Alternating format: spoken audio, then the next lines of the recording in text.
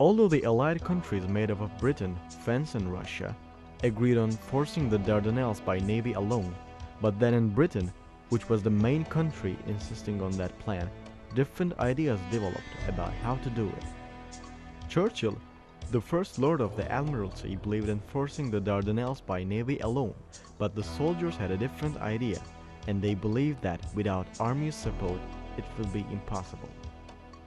In the end, Churchill's idea became dominant and got enough support to do it by navy alone.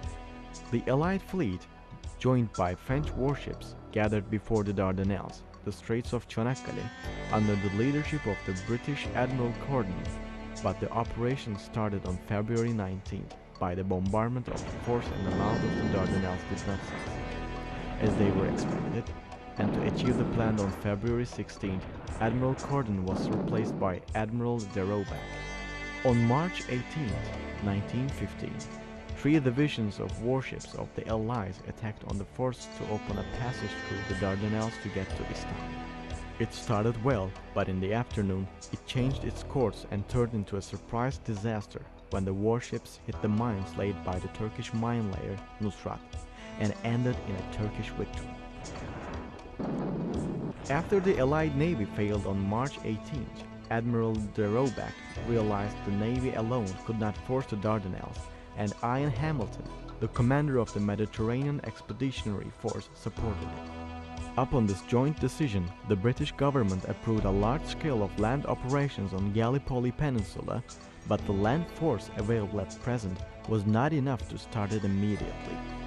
While Hamilton making plans to occupy the peninsula, an army gathered in Egypt for this task. At a meeting held on board Queen Elizabeth on April 10th, Hamilton revealed his plan to the generals. According to this plan, the 29th British Division would land on Cape Helles, Seddülbahir, on 5 different beaches to achieve beachhead aiming at capturing Alçıtepe, Akibaba, which had strategic importance, and then to extend occupation as far as Kilitbahir Plateau to control Turkish force in the Narrows. Meanwhile, an Australian and New Zealand Army Corps would land in the north of the peninsula to capture Jonkbayırı, Kocaçimen Ridges, and then extend occupation as far as Eceabat, and then link it up with the British 29th Division coming from Seddülbahir. While these operations going on the peninsula, a French regiment from the French division would land on Kumkale on the Asian side to halt Turkish army, there not to allow Turks on the peninsula to get reinforcements. Off Bolayır Isthmus and Beşike Bay, the British and French warships and transports would move around pretending to land troops to confuse Turkish headquarters. While Hamilton, the commander of the Mediterranean Expeditionary Force, was preparing his final plans to occupy Gallipoli, the Turkish headquarters considered Allies landings after their navy failed in the naval attack. Considering this possibility, the Turkish headquarters took measures to improve defenses on the shores of the peninsula and the Dardanelles. Turkish troops were deployed on the beaches aiming at preventing the Allies' troops from getting to the beaches and destroying them on the water before they set foot on the ground. Enver Pasha, the commander-in-chief, established the 5th Turkish Army on March 24, 1915 to defend Gallipoli in case the Allies landed, and to its command Lyman von Sanders was appointed. Sanders arrived on Gallipoli on March 26 and decided on a new defense plan, changing the Turkish plan already prepared by the Turkish commander. According to this new defense plan, the Gallipoli coast and beaches would be watched by the observation posts and supported by the weak detachments, but the main forces would be behind the beaches, out of the range of the Allies' naval guns. While Sanders was making changes in the deployment plan, the Allied planes and ships watched these changes and did some trial bombardments, but Sanders continued with his new plan. According to this new plan, the 5th and 7th Divisions would defend Bolayır region, or the Isthmus. The 9th Division would defend Seddülbahir and Kabatepe beaches, including Arıburnu Precipice.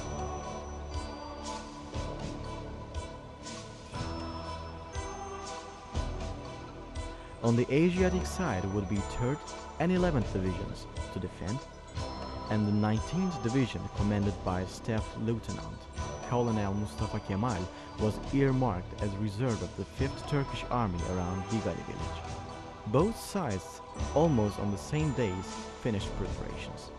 Initially on April 25th, early in the morning, Allied troops started landing at Kapsamında in the north in line with Ayn Hamilton's route. While landing was going on in the north of Kabatepe, Anzak, and in the south of Seddülbahir, Cape Helles, at 5 a.m., after intense naval bombardment, the Allies started landing the troops ashore. A single Turkish battalion was watching the shoreline, which was nearly 6 kilometers. In spite of heavy naval bombardment, the battalion held its positions and did not retreat. The commanders of the Allies watching the bombardment on board the ships, supposing that all the Turks were wiped out in the bombardment, gave orders to start landings. At around 6 a.m., the 29th British Division started landings on shores of Seddülbahir, believing they would be on Alcitepe on the first day. English landed rather easily at X Beach, Ikisko, and S Beach, Hisarlik.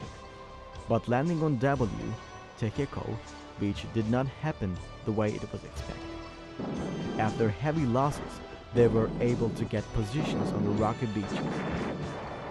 Wee Beach landing was considered as a key landing, and the plan applied was very interesting. It was another replica of the wooden horse trick of the ancient times carried out in the modern history. The beach was being defended by a handful of men from 10th Company.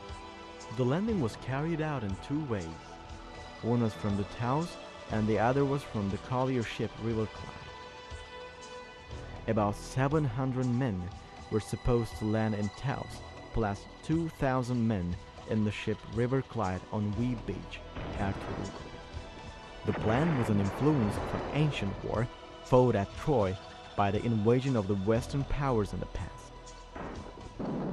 About a platoon of 70 Turks under Sergeant Yahya in trenches on the ridge overlooking Wee Beach were preparing themselves for the landing.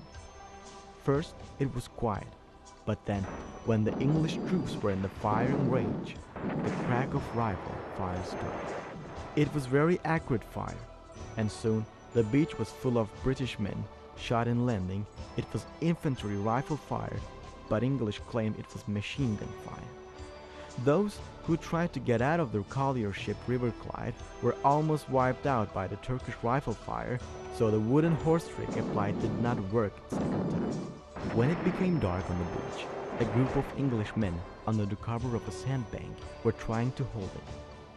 Meanwhile, the Turks in trenches on top were waiting for the reinforcements to launch a bayonet charge on British men in the night and hurl them into a sea, but they got no reinforcements in the night because the Turkish divisions on the Asiatic side or in the north at Saros, Bolair, did not reach Seddülbahir, Cape Helles on that very night yet. Not being reinforced in time, Mehmet's Turkish troops defending the beach retreated in order back to new defense lines near Alcitepe village. In one sense, this new defense line became a barrier against English dreams.